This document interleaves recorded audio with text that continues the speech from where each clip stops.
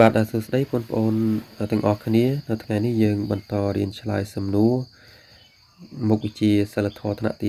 8ជាបន្តទៀតដោយនៅថ្ងៃនេះយើងចូលដល់មេរៀនទី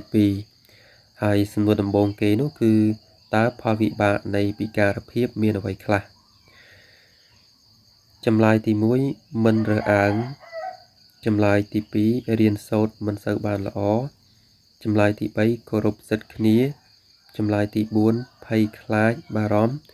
ចម្លើយទី5រកប្រាក់ចំណូលបានតិចចម្លើយទី6ផ្ដល់ឱកាសស្មើភាពអញ្ចឹងចម្លើយដែលត្រឹមត្រូវគឺចម្លើយទី1គឺរៀនសូត្រមិនសូវបានល្អចម្លើយទី2គឺភ័យខ្លាចចម្លើយទី3គឺរកប្រាក់ចំណូលបានតិចចឹងតកតងទៅនឹងចម្លើយរបស់យើងគឺមាន3ហ្នឹងគឺជាចម្លើយដែលត្រឹមត្រូវសំណួរជាបន្តតើច្បាប់ស្តីពីការការពារនិងលើកកម្ពស់ជនពិការបានរៀបចំធ្វើនិងចូលជាធរមាននៅថ្ងៃខែឆ្នាំណាចម្លើយទី1ថ្ងៃទី3កក្កដា2009ចម្លើយទី2ថ្ងៃទី4សីហា2008ចម្លើយទី3ថ្ងៃទី5មិថុនា2007ចម្លើយទី4ថ្ងៃទី6ខែកញ្ញាឆ្នាំ2010ចម្លើយដែលត្រឹមត្រូវគឺ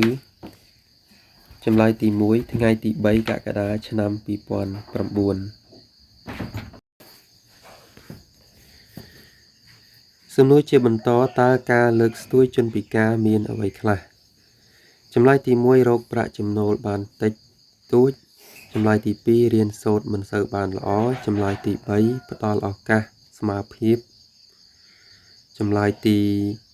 4មិនរើសអើងចម្លើយទី5ភ័យខ្លាចចម្លើយទី6គោរពសិទ្ធិគ្នាអ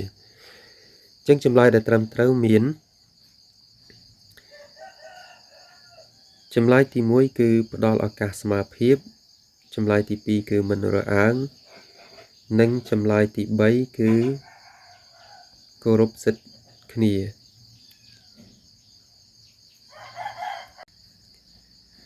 សំណួរជាបន្តដូចម្ដេចដែលហៅថាសេចក្តីថ្លៃថ្នូរចម្លើយទី1គឺជាភាពមានរូបរាងកាយស្រស់ស្អាតចម្លើយទី2គឺជាភាពដែលមានទ្រព្យសម្បត្តិច្រើនចម្លើយទី3គឺជាភាពដែលចេះនិយាយស្ដីឲ្យគេចូលចិត្ត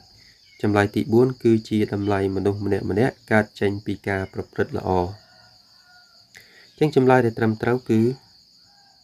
ចម្លើយទី4គឺជាតម្លៃ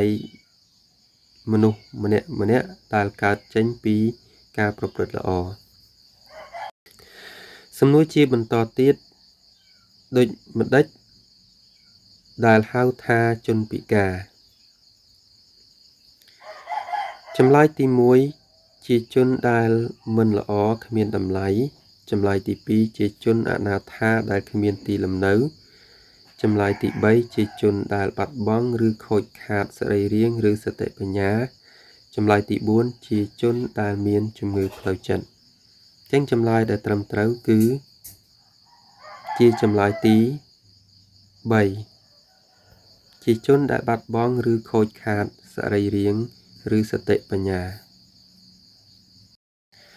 សំណួរជាបន្តតើកីឡាអ្វីខ្លះដែលជនពិការខ្មែរបានចូលរួមប្រកួតថ្នាក់ជាតិនិងអន្តរជាតិចម្លើយទី1កីឡារត់ម៉ារ៉ាតុងចម្លើយទី2កីឡាបាល់ទះចម្លើយទី3កីឡាប្រណាំងរទេះរុញចម្លើយទី4កីឡាបាល់បោះជិះរទេះចម្លើយទី5គឺកីឡាបាល់ទាត់អញ្ចឹងចម្លើយដែលត្រឹមត្រូវគឺចម្លើយទី1កីឡារត់ម៉ារ៉ាតុងចម្លើយដែលត្រឹមត្រូវទី2គឺកីឡាប្រណាំងរទេះរុញនិងចម្លើយទី3គឺកីឡា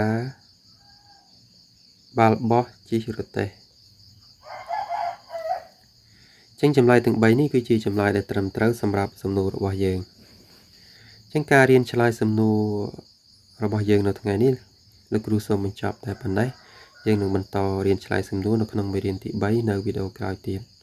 សូមបងប្អូនខិតខំរៀនសូត្រដើម្បី តបទៅដល់ទឹកចិត្តឪពុកម្ដាយដែលប្រឹងប្រែងធ្វើការដើម្បីចិញ្ចឹមផ្គត់ផ្គង់កូនឲ្យបានរៀនសូត្រដល់សប្តាហ៍ថ្ងៃនេះ